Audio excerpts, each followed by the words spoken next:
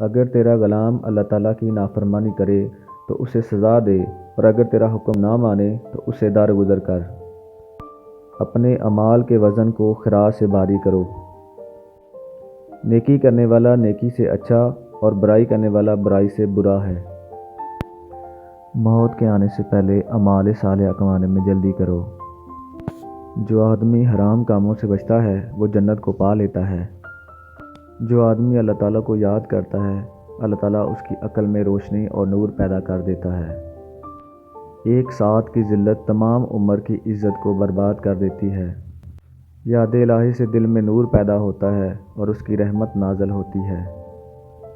جو آدمی اللہ تعالیٰ کے سامنے اپنی عاجزی ظاہر کرتا ہے تو دنیا داروں کی اونچی گردنیں اس کے سامنے ذلیل اور پست ہو جاتی ہیں۔ گلا گھٹنے سے پہلے سانس لے لو اور موت کے ہانکنے کی تکلیف سے پہلے اللہ تعالیٰ کے حکم ماننے والے ہو جاؤ۔